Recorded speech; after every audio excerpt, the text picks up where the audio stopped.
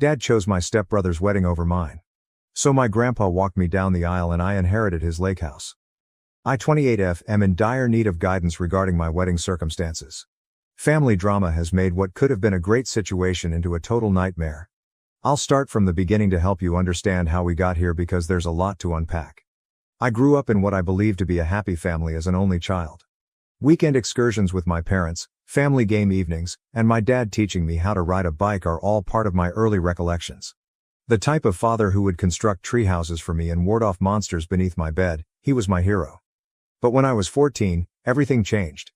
The day my parents sat me down and announced their impending divorce is still fresh in my mind. Mom had discovered that Dad was having an affair with his coworker, Laura, 42F. Dad and Laura were married 6 months after the divorce was finalized. At that point, I got to know Aaron, 25M, Laura's son from a prior marriage. The change wasn't simple. Suddenly, I had a stepbrother after being an only child. My dad took it upon himself to be Aaron's ideal father figure when his biological father abandoned him when he was a little child. I initially found it admirable that Dad was assisting a child in need of a father. I was unaware that this would ultimately result in the death of my own father. Although slow, the alterations persisted. Aaron's baseball schedule became the focal point of our Sunday father-daughter breakfasts, which evolved into family breakfasts. My dad used to attend all of my dance recitals, but he started missing them because Aaron had practices or games. Despite having no baseball knowledge, he even joined Aaron's squad as assistant coach. My mother remarried David, a good man who had a job offer in another state, when I was 16.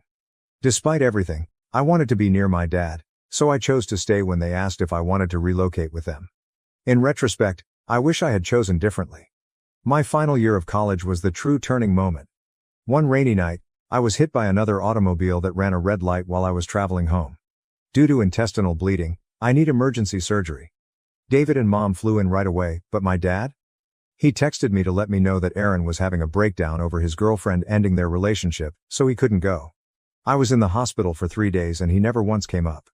I concentrated on creating my own life after graduation.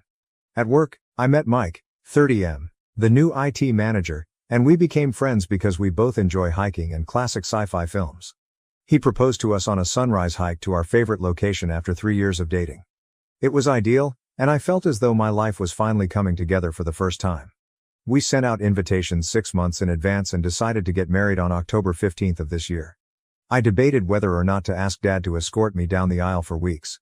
He was still my father in spite of everything, and I secretly hoped that this would be our opportunity to mend our relationship. A month prior to the wedding, I made the decision to hold off and surprise him with the request. However, Dad called me to lunch before I could ask him. He avoided making eye contact and appeared anxious. At last, he revealed the shocking news. Dad had already agreed to be Aaron's best man, and Aaron was getting married on October 15th. I had the impression that I had been punched in the stomach.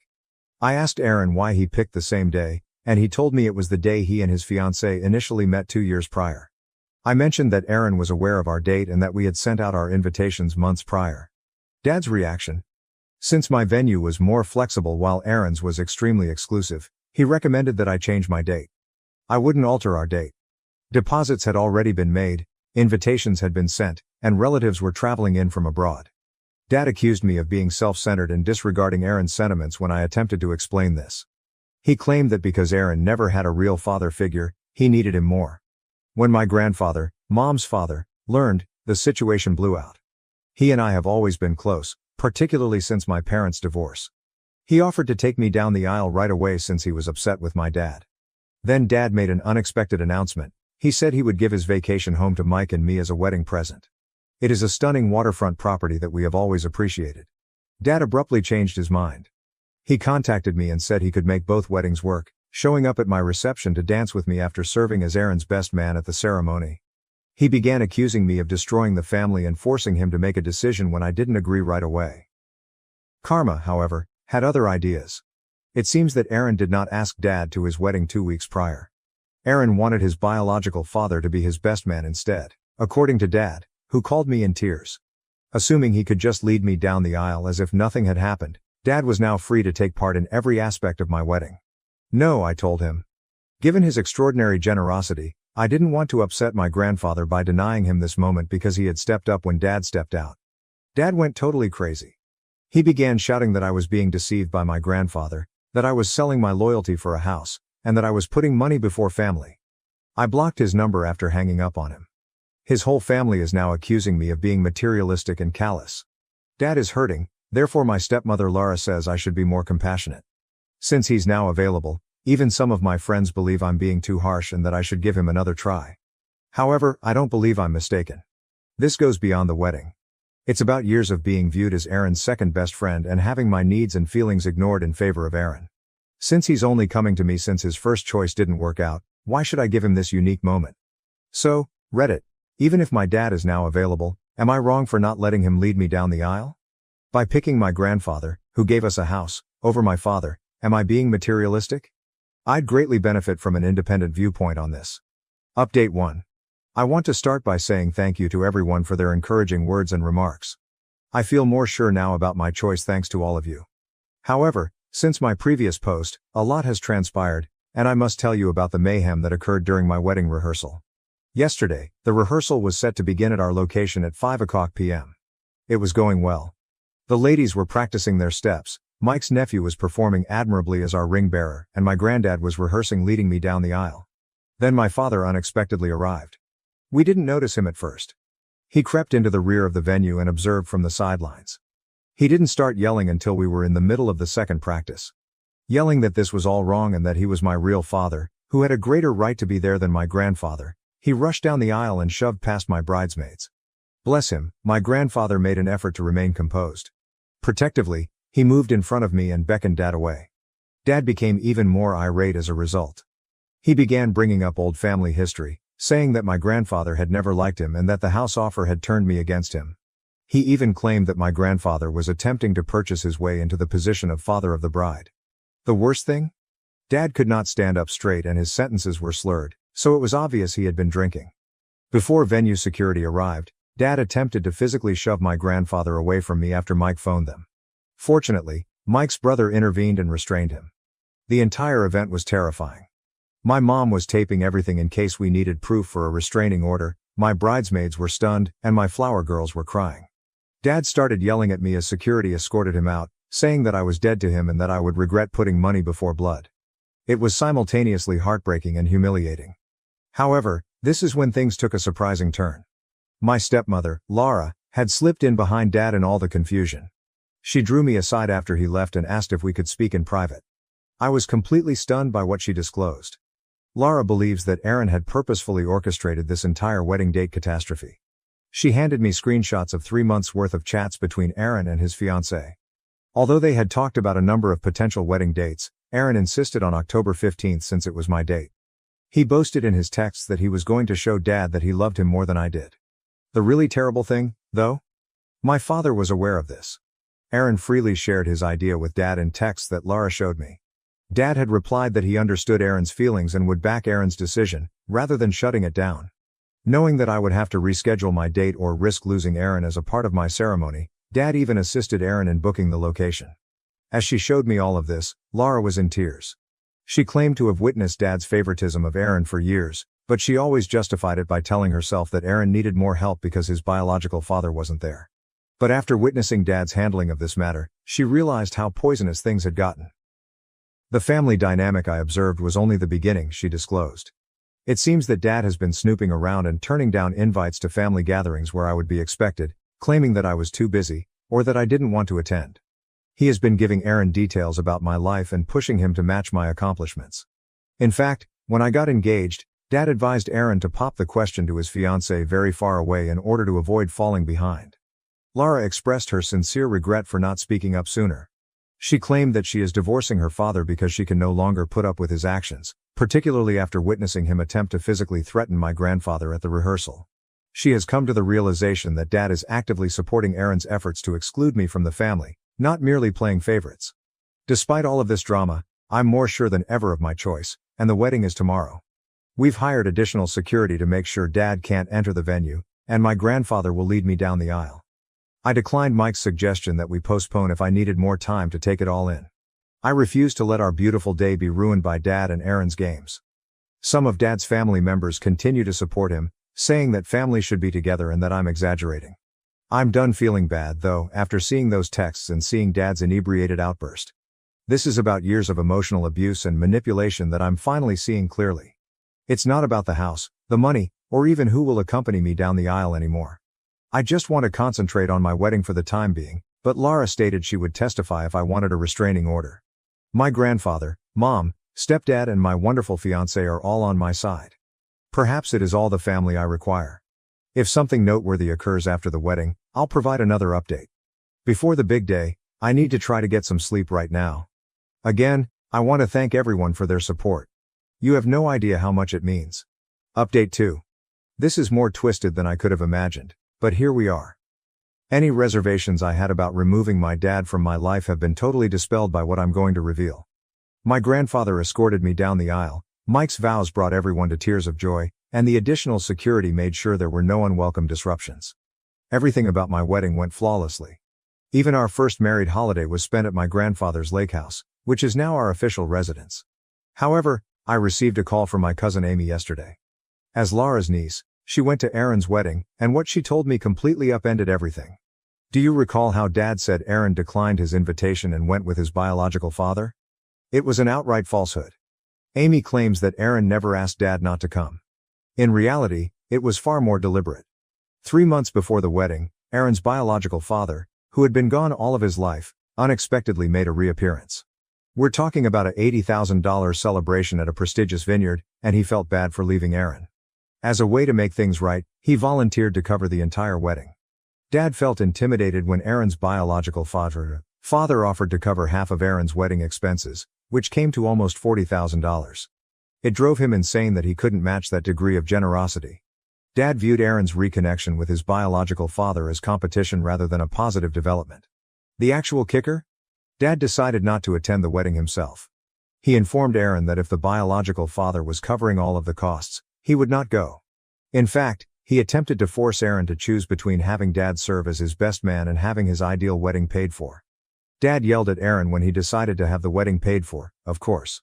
However, he made up the excuse about not being invited rather than telling me this. He believed that by playing the victim, he would win my sympathy and be able to lead me down the aisle. He was attempting to get into mine by using Aaron's wedding as leverage. Things worsen.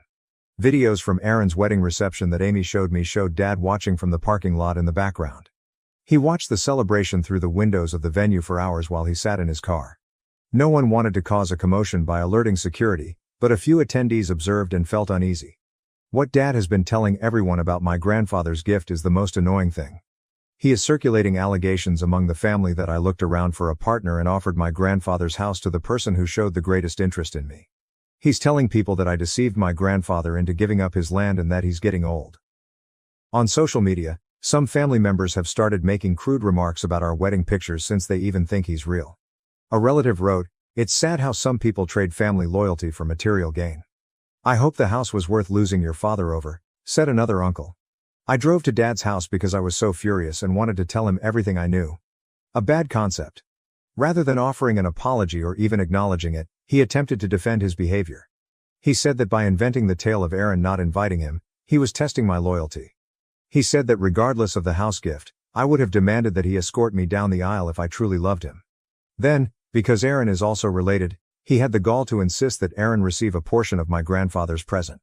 Because it's not fair that Aaron receives nothing and I receive such a great present, he genuinely proposed that we sell the lake house and divide the proceeds. He threatened to challenge the property transfer in court when I declined. I was both relieved and appalled when I left his place. I just know that I made the proper choice every time I learned something new. After that, Lara called me and told me that ever since my grandfather made the gift announcement, Dad has been obsessed with the lake house. He and Aaron apparently thought I would allow them to use it for weekend fishing excursions since we're family. Because of Dad's disparaging remarks about my grandfather and me, I've made the decision to have my attorney write him a cease and desist letter. In order to defend himself against Dad's untrue statements on his mental health, my grandfather is also investigating his legal alternatives. Aaron has been tweeting passive-aggressively about fake family members and gold diggers on social media, but he hasn't spoken to me directly. He and anyone who backs his and Dad's story have been blocked by me. I'm concentrating on getting settled in our new house with Mike and attempting to put all of this turmoil behind us right now, but I'll give you another update if anything important occurs. Update 3. I have finally found a solution that makes me feel at peace, so this will be my last update. I've decided to stop communicating with my dad and his side of the family entirely in light of the turmoil and disclosures of the last few months. It has been a wild ride for the last 3 months. As I indicated in my previous post, Dad did attempt to challenge the transfer of the lake house. He launched a lawsuit, arguing that he ought to have some influence on my grandfather's property choices because he is my father. After my grandfather produced copious records attesting to his mental capacity and his explicit desire to transfer the land to Mike and me, his attorney finally abandoned the case. When Dad lost the court battle, his response was explosive. When he arrived at my place of employment, he created such a commotion that my employer had to bar him from the building. He yelled that I had stolen his retirement dream, implying that he and Aaron had intended to use the lake house as a fishing hideaway. Our restraining order documentation now includes the security footage of his outburst. Even more information about Dad's actions over the years was made public during Laura's divorce procedures. She discovered emails in which he and Aaron would purposefully schedule family get-togethers to clash with my crucial dates. They would purposefully plan events for when they knew I had obligations, then use my absence to portray me as the heartless relative. Spreadsheets were actually used to keep track of my schedule in order to generate these conflicts. The most startling revelation was found in Laura's divorce documents. It turns out that Dad had been putting money aside in a different account for years, money that was meant to be for Aaron and me. But according to the account statements, every cent was used on Aaron's schooling, vehicle, and now his wedding prior to Dad leaving. When Laura questioned this, Dad said my mom and grandfather could support me, so I didn't need the money. Aaron is also not managing the situation properly. It appears that his biological father's involvement backfired since following the wedding. He stopped answering Aaron's calls. Aaron has been attempting to get back in touch with his father, but he is too busy with the divorce and litigation to give him any attention. Aaron has been going on lengthy social media tirades about how I destroyed his family by stealing his future lake house and turning Laura against Dad.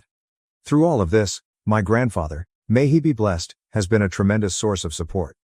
It has been touching to watch him and Mike connect over home renovation tasks as they work on remodeling portions of the lake house. This year, my mom, stepdad, grandfather, and a few close friends who supported us will be the only ones attending our first Christmas celebration there.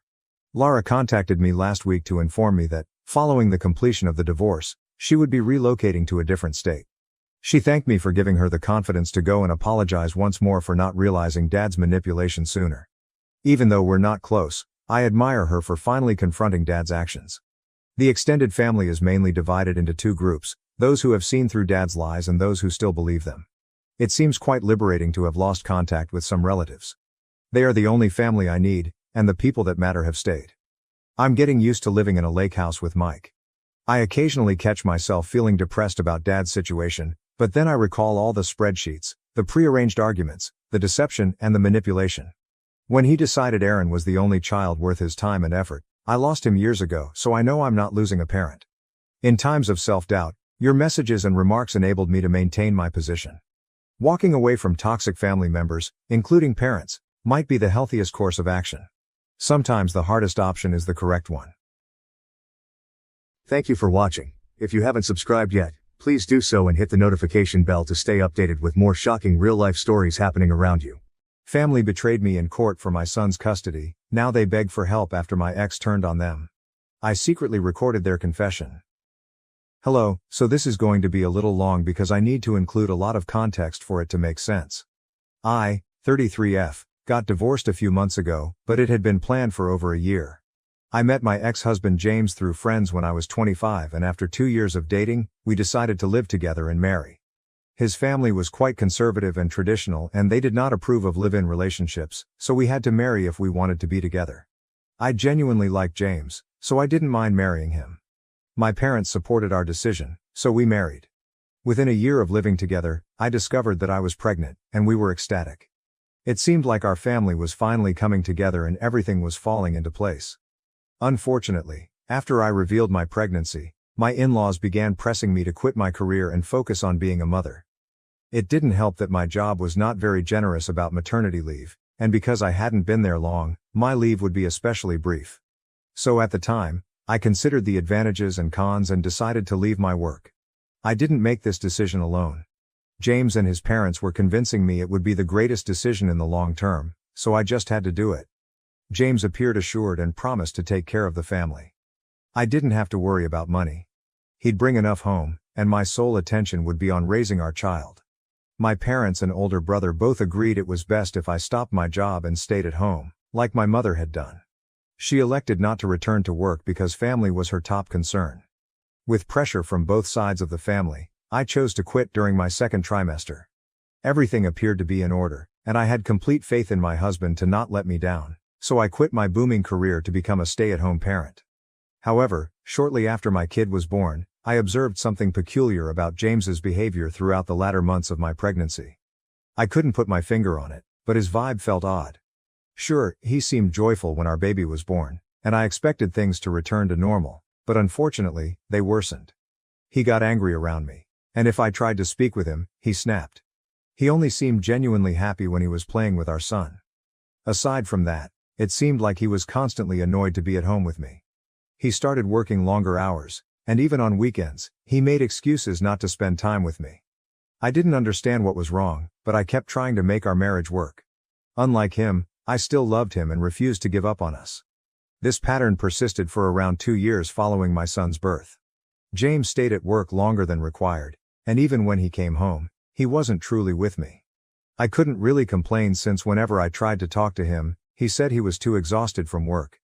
And it was not an easy chore for him to be the sole breadwinner for the household, which was really disrespectful to me because I was perfectly capable of earning money for myself.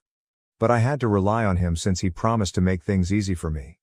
I even asked him a few times if he would rather that I returned to work so that we could split the bills and he didn't have to face all of the pressure.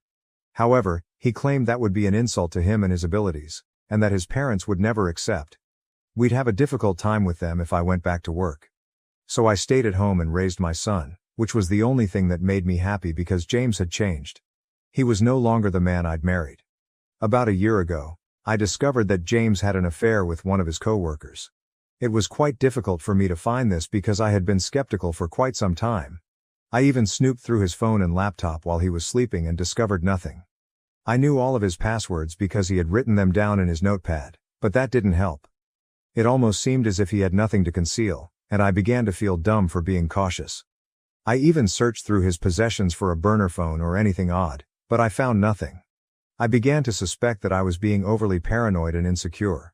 But as luck would have it, I witnessed his cheating firsthand. About a year ago, James and I were organizing a spectacular birthday celebration for our son. He'd invited the coworker he was fooling with.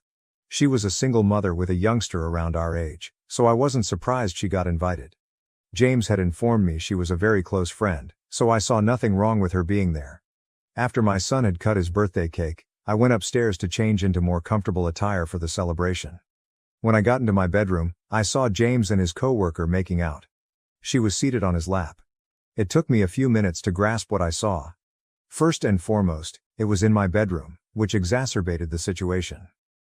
Second, they did not even pause when they heard the door open. I had to walk up to them before they noticed I was there.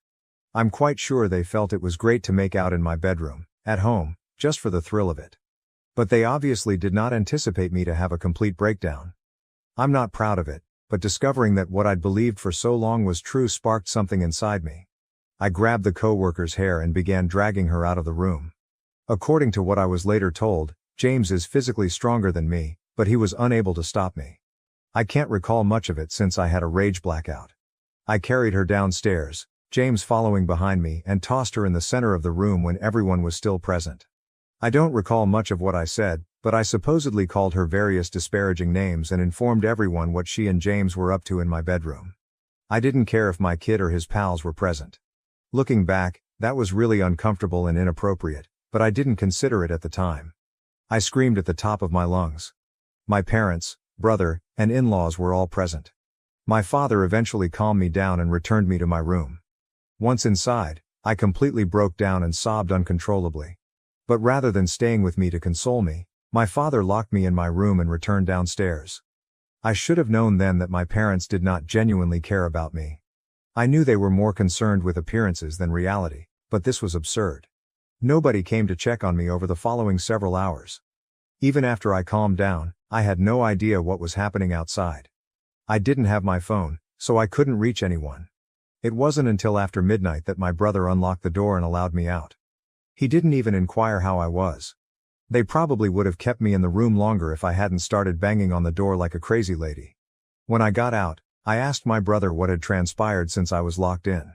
He informed me that practically everyone had fled following my collapse. He also told me James had departed with his parents and our children. My parents, brother and I were the only people left in the house. My brother let me out to discuss what we should do next. But in my family, discussion means telling me what to do. They informed me that I needed to apologize to everyone for how I had behaved at the party. Not only that, but I also needed to apologize to James and his parents. Apparently, James had difficulty convincing his coworker not to file charges against me because what I did to her was technically an act of physical assault. My family told me that I owed it to James to speak things out and work on our marriage rather than making this a bigger deal. I lost it. I screamed at them to leave my house because I was not about to allow anyone stand under my roof and order me to apologize to my unfaithful spouse. I got into a heated argument with my family because they told me that I owed it to James to make things right and give the marriage another try, or they would sever ties with me. So I told them to go ahead since I had gotten to the point where I didn't care what anyone thought of me. I was going to file for divorce and get out of this situation without anyone's approval. I phoned a lawyer the next day and filed for divorce less than a week after the occurrence. James was served shortly after, and he had the arrogance to express disappointment and disbelief. He returned home the same day he was served with the divorce papers and demanded an explanation. I told him I was not going to take him back after what he had done and how he had disrespected me. We had a nasty verbal argument in which I called him a lot of names, and he promised me that I would never see my son again. I had no idea he would actually keep his word. Then the legal struggle started. We had very few common assets, so the divorce proceedings were far smoother than the custody battle. The house belonged to me because I bought it with my own money, and there was no doubt about that.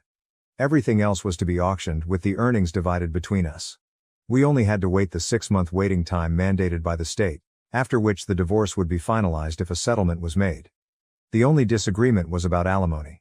Because James forced me to quit my work and I didn't have enough money. I needed alimony to start anew. He, however, believed that I should not receive any alimony at all. Fortunately, I had a few texts that demonstrated he had promised to support me. Otherwise, I might not have received any. The divorce process was easier for me emotionally because I had already distanced mentally from James. However, it was the custody struggle that truly killed me. Unfortunately, my parents and brother stabbed me in the back for cash. My ex-husband and his lawyer were nasty, and they started building a case against me, painting me as an unstable, reckless, and insane mother. They wanted to show that I was unfit to raise our son alone, so James and his parents should gain full custody. I assumed my parents and brother had been bought off by my ex-in-laws because they were wealthy, and I couldn't think of another reason for my own family to turn against me. I'm very sure my family warmed up to my in-laws from the start because of their money.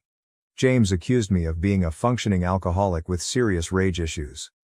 They made up situations in which I allegedly lost my temper and endangered my son, even though none of this had actually occurred. They needed to portray me as the villain. I expected some people to side with me, but all of my friends supported James, which I believe was owing to my breakdown at my son's birthday party. The worst betrayal, however, occurred when my parents and brother testified against me in court, stating I needed rehab and intense therapy before being permitted to see my son. They even suggested that James cheated because he was tired of coping with my unpredictable behavior.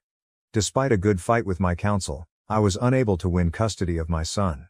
The odds were stacked against me, and there was little I could do to prevent the inevitable. My lawyer and I worked hard to gather proof to prove I was a decent mother, but it all went to waste. The decision was revealed a few months ago, and it was the last time I saw my kid in person.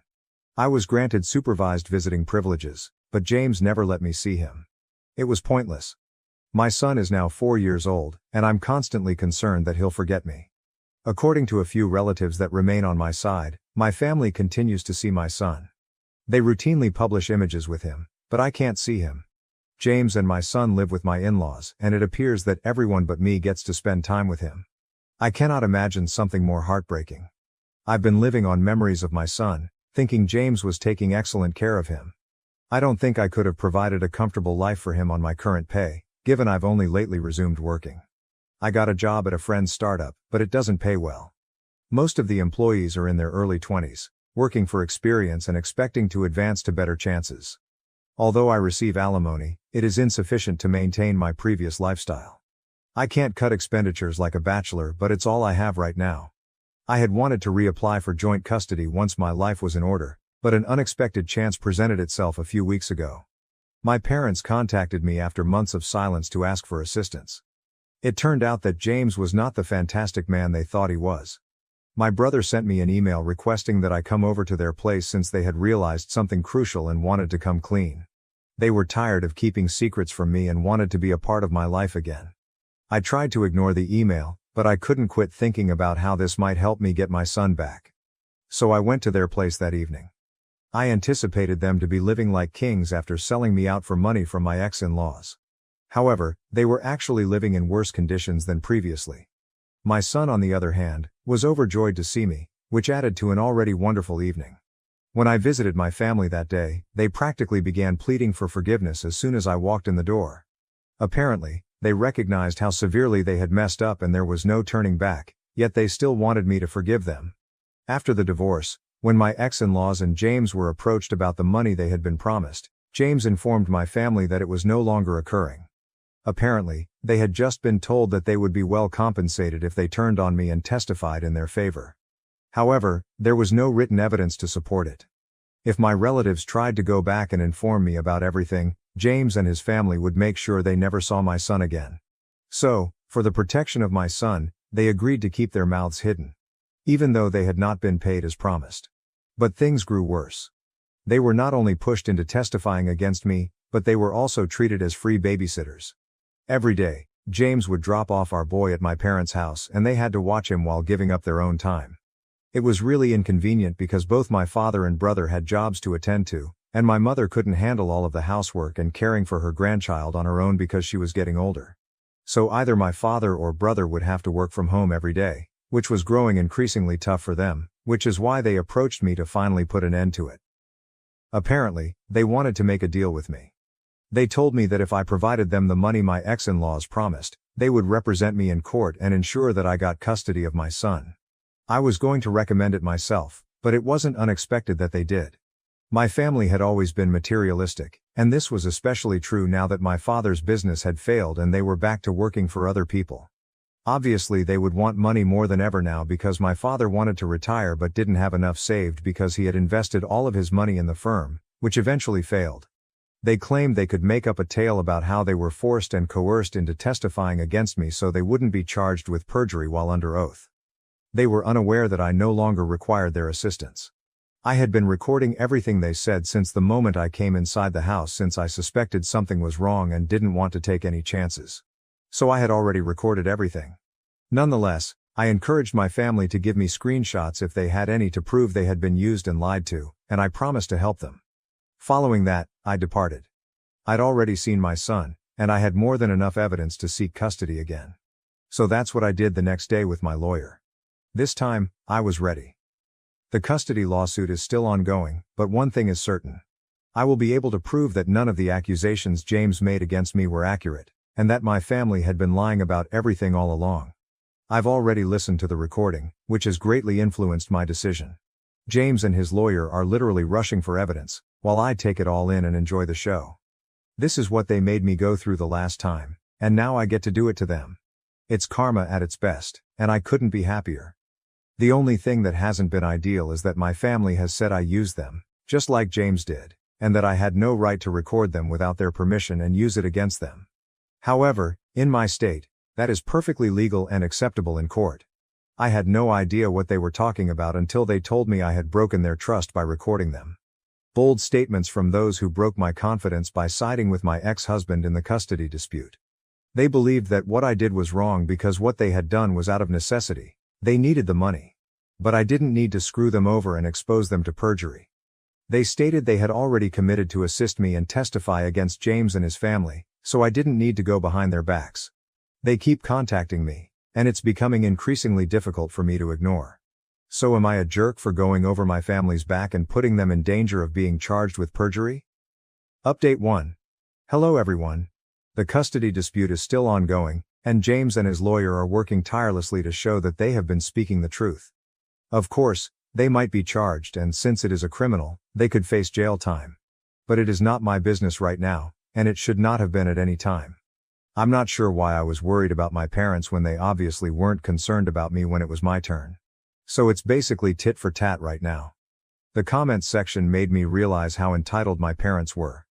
Anyway, I've terminated connections with them. They can all go wherever they choose. I want my son to be okay and with me. I've waited long enough for this, and I'm not going to allow my family's victimization of themselves to stop me. If they can sell me out for money, I don't think I need to be loyal to them. I am done now. Update 2. So the good news is that I've finally gotten custody of my son. I don't think I've ever been this happy in my life.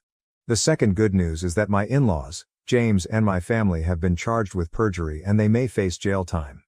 I'm sure they're regretting everything now, but I don't care since I got what I wanted.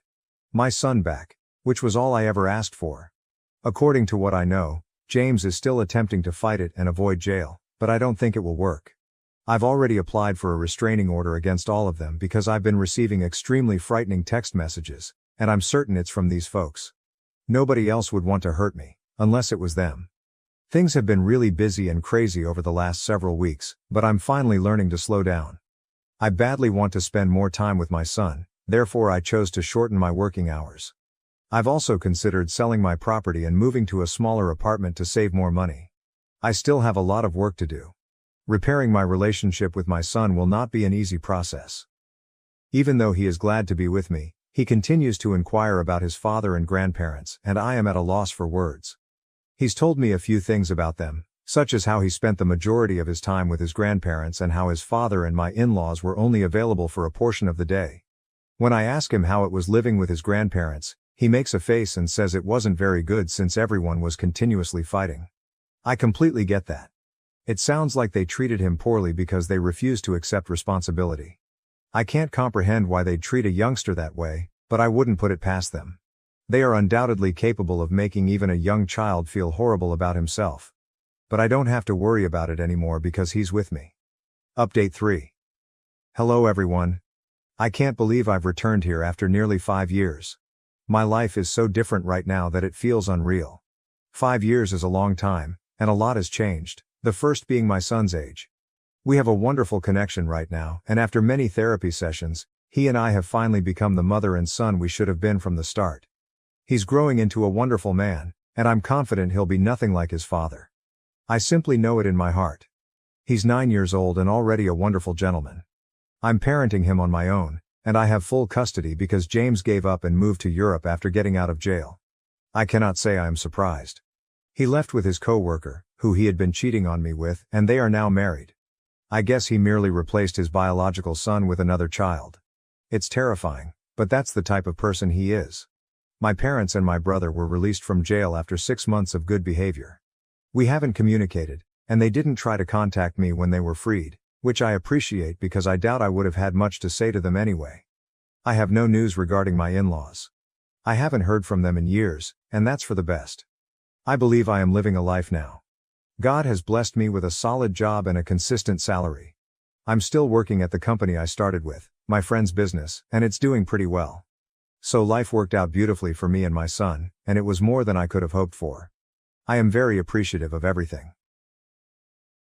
Thank you for watching. If you haven't subscribed yet, please do so and hit the notification bell to stay updated with more shocking real-life stories happening around you. I was sick to my stomach when I discovered my wife's secret Google account, which contained hundreds of photos of my ex-girlfriend. I, 36, met my wife Bailey, 33, 9 years ago through mutual coworkers and we hit it off immediately. I fell absolutely head over heels with this woman. She was everything I was looking for. I had gotten out of a toxic, dare I say abusive long-term relationship right before that with a woman Bailey had been acquainted with, but not friends with. I had her blocked on everything and had no contact with her since breaking up. We got married right after the tail end of the pandemic, bought our first house together, and started trying to conceive. That was difficult because Bailey has PCOS, but last year she finally gave birth to our first daughter. I'm having a blast being a dad. It's kind of a dream come true. I finally got my happy life with my perfect wife. My perfect wife. Until last Monday. My laptop's battery hit the bed, so I opened up Bailey's work tablet with an attached keyboard. You can set it up like a monitor, to check on some tax stuff.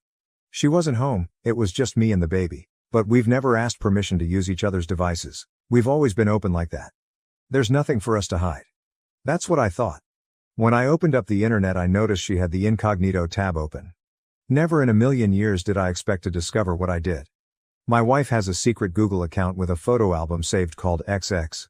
So I clicked on it. Did I discover an affair? Nudes? Nope. In this Google album were over 300 photos, 348 actually, of my ex. The woman I was with right before I met Bailey. The woman who tormented me and made me feel worthless. The album said it was started back right around the time Bailey and I started dating, and was updated as recently as 2 weeks ago. The photos range from candid shots with family, to pictures at her work functions. There were even pictures from her yearbook. I don't know how Bailey could have found her high school yearbook photos. Photos from vacations, Idaho photos from work.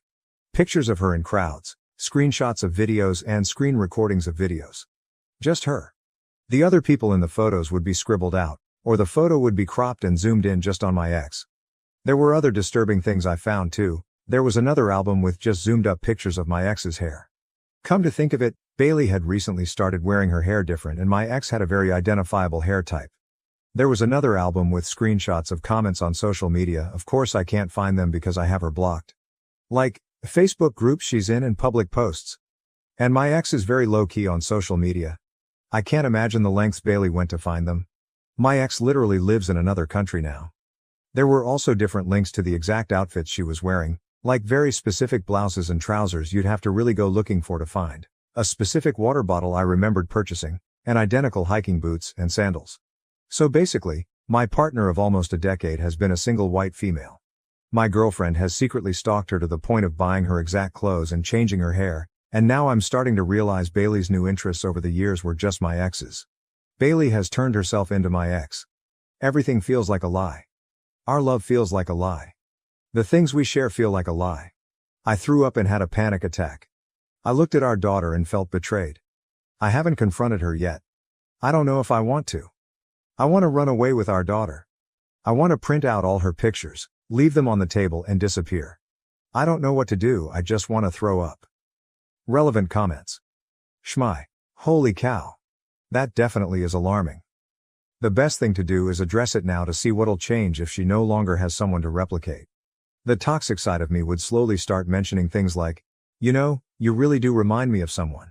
And nonchalantly bite into an apple and walk away. OP, I feel like what's worse is that she's subtly made these changes over time under my nose. So my ex has a specific career and Bailey didn't express interest in switching careers to the exact same thing until after I had mentioned what my ex did. Didn't notice at the time, but I remember telling her ex went to school for that. The hair was more recent, the outfits and objects, slowly over time. The interests, I'm not sure how much she's stolen personality-wise from my ex and what she actually likes. It's all incredibly exhausting and confusing. Miss_chapstick. I'm so sorry, this sounds like something out of creepypasta.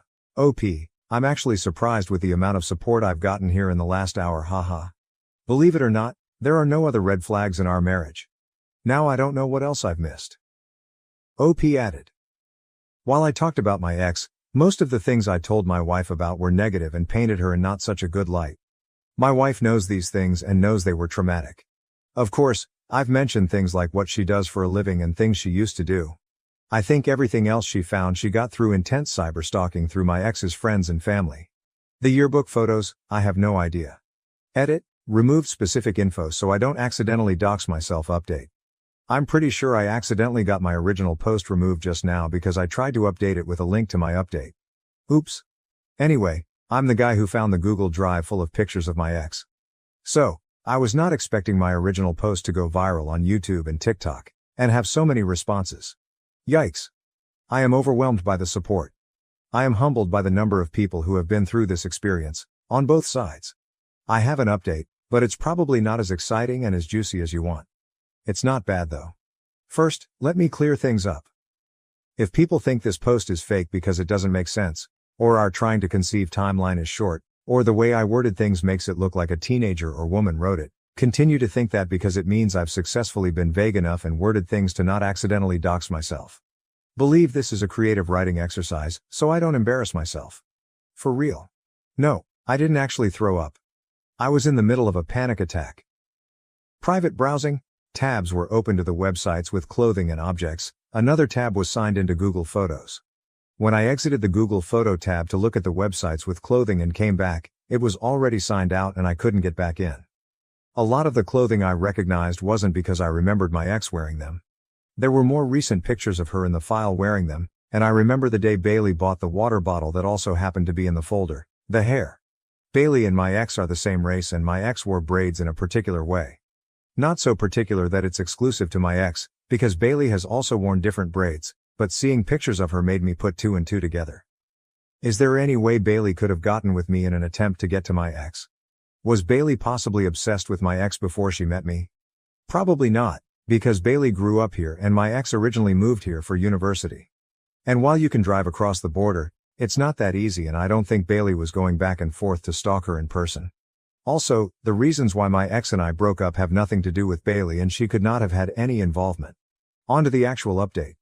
The next day when I had calmed down I called several social workers and therapists. I was planning to confront her there.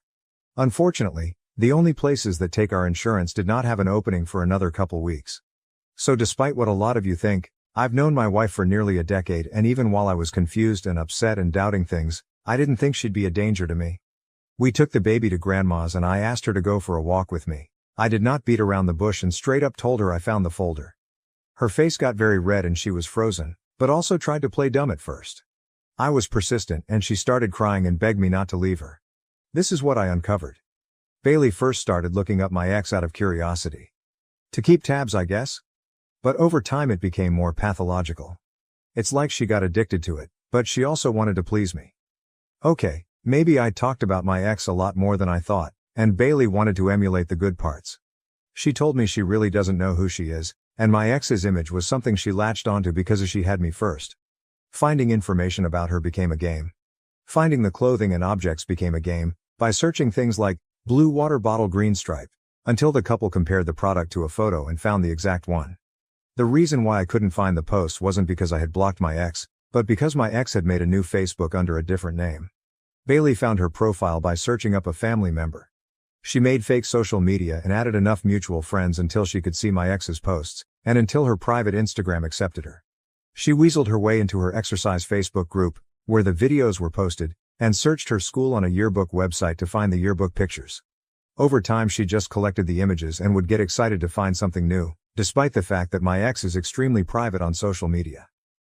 The folder had originally been called Hex the Ex. In case I discovered it, she was going to make the excuse of saving the pictures to put a hex on her.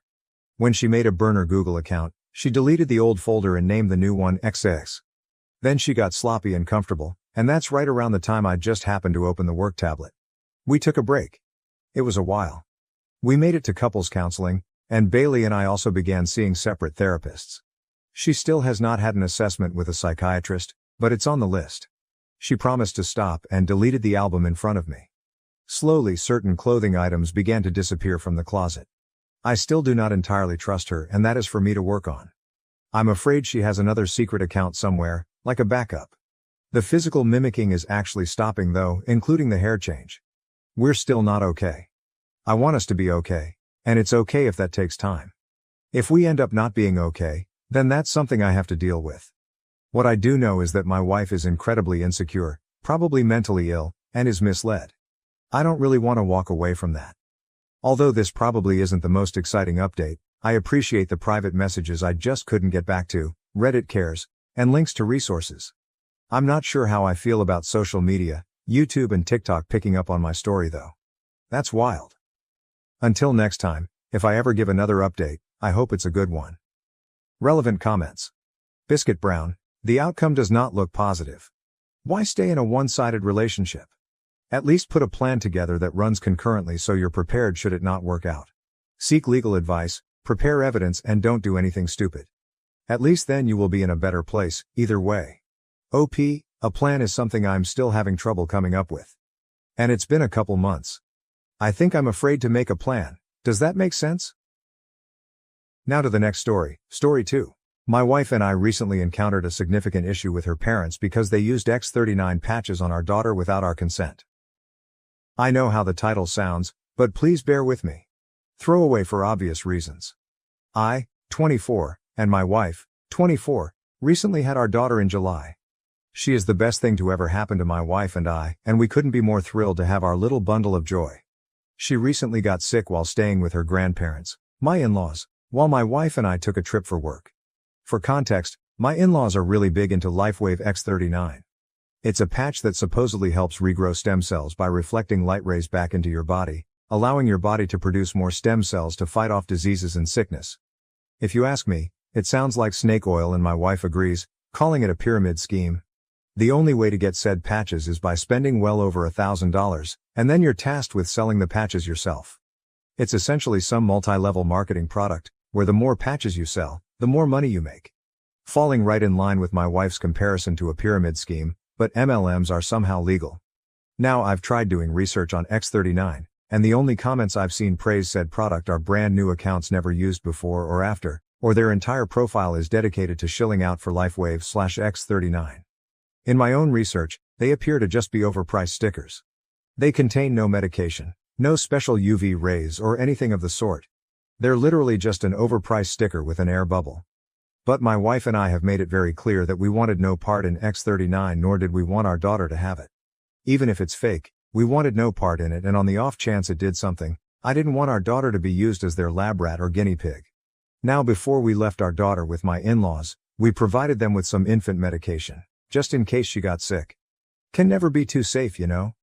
Well, we returned home from the work trip early because our daughter wasn't getting any better, so we picked her up and went home. We were going to give her a bath, and in the process of taking her jacket off, we found an X39 patch on her arm. Upon finding it, we immediately called her parents and demanded to know why she had a patch on her. Her parents tried saying that, it's safe for the baby, we even ordered the ones for ages 7 and younger. And that, it's practically medication. Their words. Which still didn't answer our question. So my wife checked the go bag, and the Motrin we gave them was, while it was used, not used very much at all. Her parents tried claiming that someone else in their group or whatever gave it to their son and they got better in a week. Point is, we didn't buy it, nor did we care. We've made it abundantly clear that we wanted nothing to do with X39 and we didn't want our daughter to be a part of it. They failed to listen. My wife was on the phone with them for over an hour, and while I don't know the exact length the conversation went to, I know it at least ended with her screaming, "Going to see my fucking daughter again, and if you attempt to come to my house we will call the police." Before hanging up. That was 3 days ago now, and we've had several missed calls from family members, her parents, her siblings, and even family friends, all saying that we overreacted, and they were just trying to help. Maybe we overreacted, but we wanted nothing to do with that, and despite making it clear, they went against our wishes and did it anyway. And instead of giving my daughter actual medication, they try to give her some placebo patch.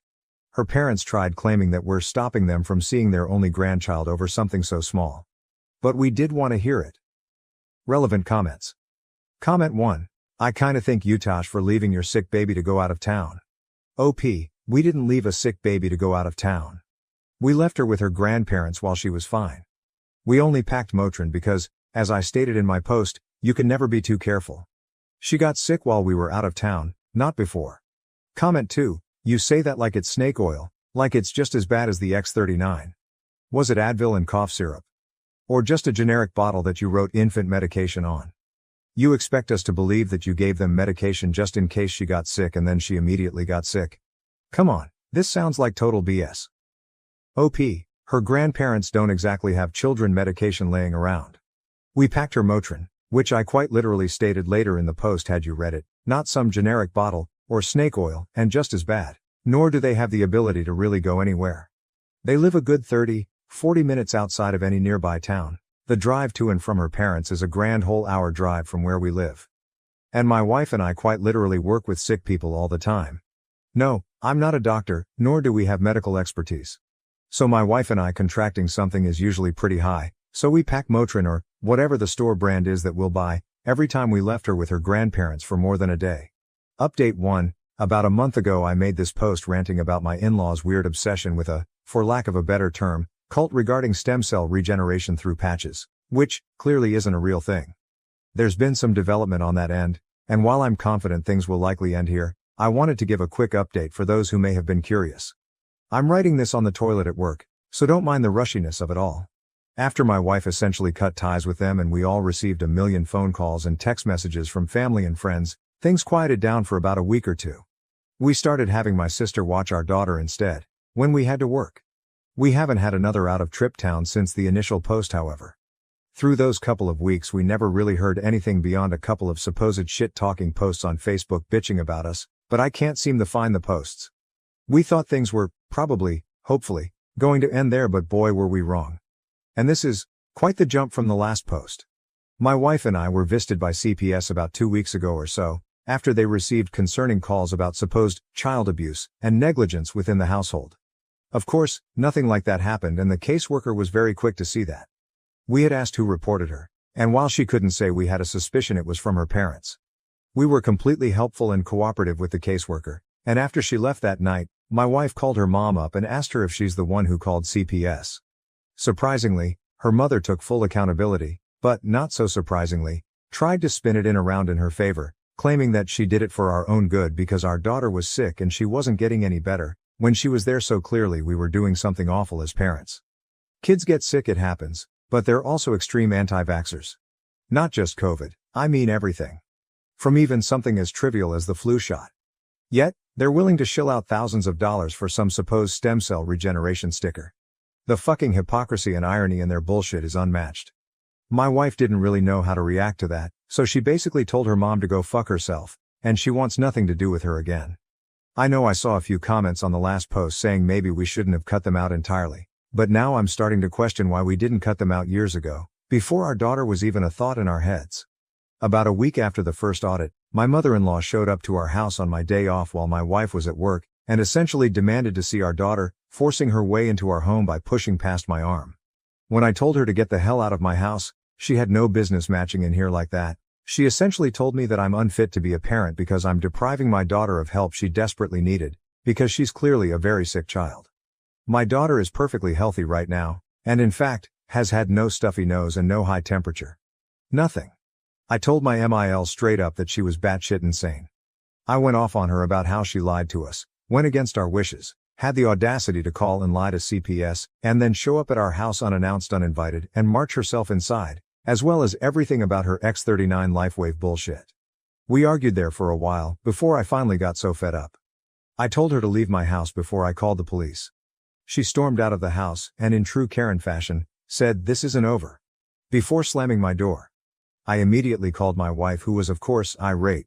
The following morning, we filed a restraining order at the courthouse from her mom and dad, because they're clearly not in their right mindset. The caseworker had to audit us a few more times as per their guidelines over the past 2 weeks, and yesterday was her last day, where she informed us that we're doing good and she's sorry for the trouble they caused. We kept her up to speed on the LifeWave shit, the showing up unannounced and the restraining order, and though she couldn't really take a side, she seemed apologetic. But my wife and I are pretty livid. We started looking at houses in another state to get as far away from her in-laws as possible.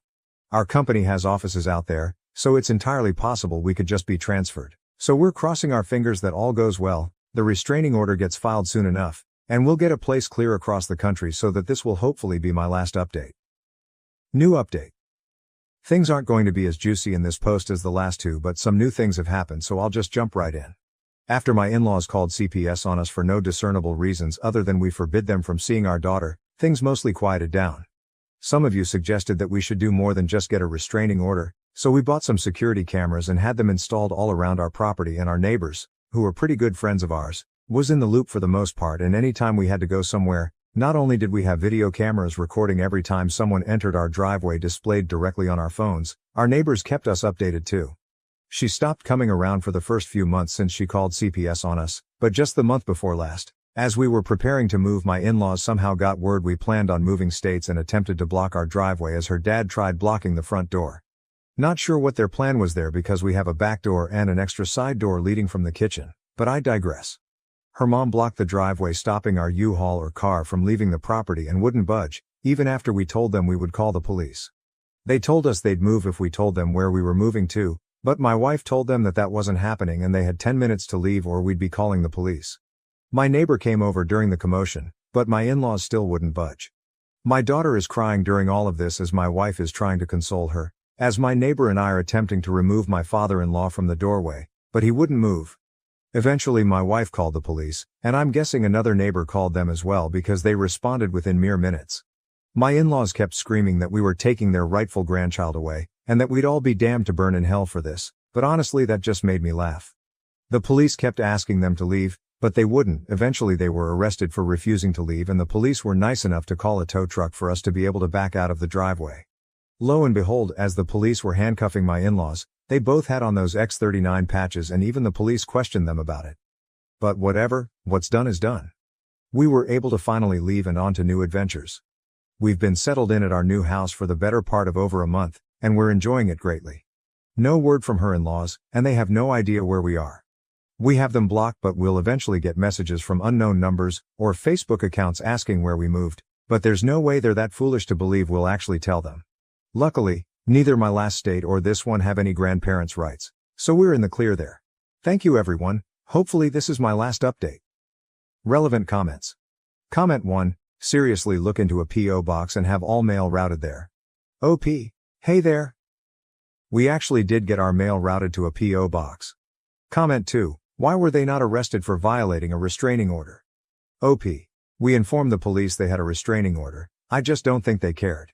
They were more concerned with getting them off our property as opposed to them violating the restraining order. I think one of their final charges after being arrested was violation of a restraining order, though the police just didn't seem to care at the time, which is unfortunate, to say the least. Thank you for watching. If you haven't subscribed yet, please do so and hit the notification bell to stay updated with more shocking real-life stories happening around you.